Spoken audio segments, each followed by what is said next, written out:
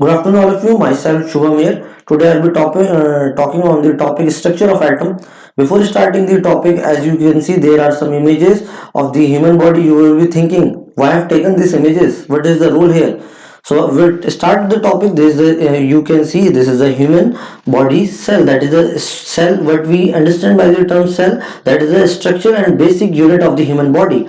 And after generating cells, we got the tissue, then organ, then system, then finally what we obtain, that is in human body. In similar manner, when atom, this is the structure of atom, when this atom joins, it forms the molecules, and finally what we obtain, that is a matter. Then everything which we see around us, that is a generally matters, and a matter is anything that has a space. And here I have taken example of chalk. There can be a different types of matter. So what you understand the here importance of the atom. Why is it important? Because every matter around us is made up of the atom, is a similar way as our human body is made up of the cell.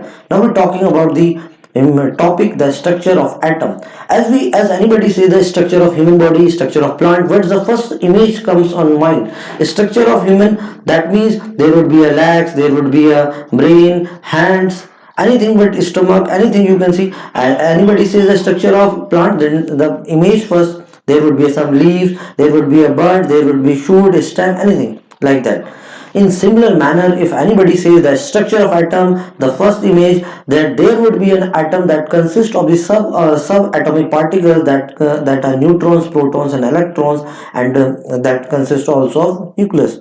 Now we're talking about the details of all things. There are been lot of questions behind this. First question there was of Dalton Searle. What he said in his discovery, he given a postulate and said that atom is an indivisible particles. Indivisible means it cannot be further divided, as said by him. But after later the discovery of three subatomic particles, this statement was proved wrong. Second question: all the matters which we see around us that are different, as you know that I have taken example of chalk, watch, yeah, chair you can see, yeah, different element we can also talk about, sodium, chlorine.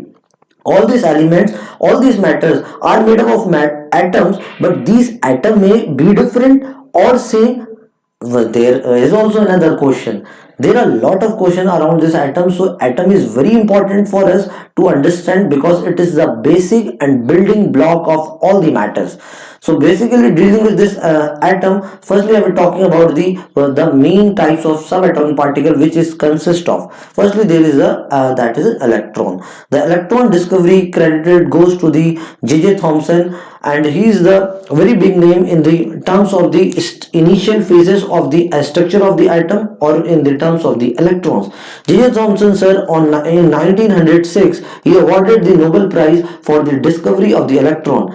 As I'm doing the PhD and my guide is a advisor or a scientist, so in similar way like J.J. Thomson also there will be assistant research assistant. They also later on awarded the Nobel Prize, that was 6 to 7 in numbers.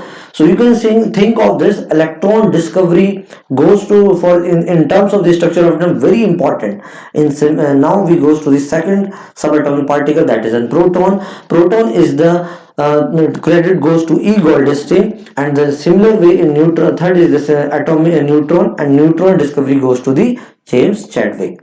Now we're talking about the discovery of the electron. For that the experiment was conducted by J.J. Thomson sir. What he did in the experiment, he did the cathode ray tube experiment. In this you can see here there is a cathode and here is an anode. Cathode generally is a negative terminal and anode is a positive terminal. Cathode generally, there you can see that stream of the negatively charged particles. This streaming of these negatively charged particles that are coming from this cathode, that's why it is known as a cathode rays. So in simple terms we can say the rays which are coming from the cathode, that are known as cathodes, and later on these negatively charged particles were also known as electrons. But they were known as electron. This was the experiment which was actually conducted by the J.J. Thomson sir. Now we move to the discovery of the proton. Here what they have taken the anode ray discharge tube, but there was a little bit different. In case of the cathode, here they uses the perforated cathode. Perforated means there were some holes in that cathode, and due to which the rays which was pass from the anode. They pass from these holes, and here was a screen, and that after later on gives the red glow colors that indicates that some of the rays which has been passed from these holes, and that rays were known as anode rays, because that was coming from the anode, and that charged particle were later on known as a proton. Now we understand the some later questions, who discovered these, and what is the structure of atom. They generally an atom, what we can say, here is an atom, and there are subunit particle, proton, neutron, electron. Now all the scientists around the world, they were excited to know that how the structure of the atom would be there, because now till date they were sure about that this atom consists of the three subunit particles, that is proton, electrons, and neutron. But till date there were no structure of atom. So there were lot of excitement. Every scientist were giving each and every postulate, theories, doing experiment for to know the structure of atom.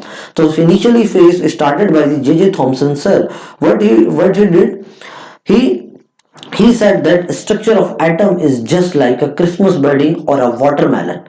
What you are saying, sir? This is, yes. Actually, he said this statement. So I have taken an example of a watermelon. This watermelon, as you can see, this is a red edible part which you eat, and that is so much tasty. And that what you eat, that is a positively charged, because after eating, and fresh energy comes in our body. That is a positively charged. And the seeds, that black seeds which we take out, that is a negative part. We remove from this watermelon. In similar way, that thing. So he said by the J.J. Thomson. He said that in atom is this outer layer that is known as a positively layer, and the here you can see this small, this like a seed. As I compare with this, you can compare with this, and these are known as electrons. So what two statement basically he given by the J.J. Thomson model, that atom consists of the positively charged spheres and the electrons are embedded in it, like seeds are well embedded in the watermelon. And that means that this, as if I say, his second statement was here, that our atom is electrically neutral. Electrically neutral means that equal positive and negative charges are present in this model. After there would be, after suggesting this of the model, J.J. Thomson, there was some of the drawbacks. Then Rutherford came, and Rutherford gave the scattering experiment, and there was some limitations came, that was further which we use to nowadays, that is a Bose model. So this is some more topics. Due to the lack of time, sorry I cannot, but hope, thank you so much.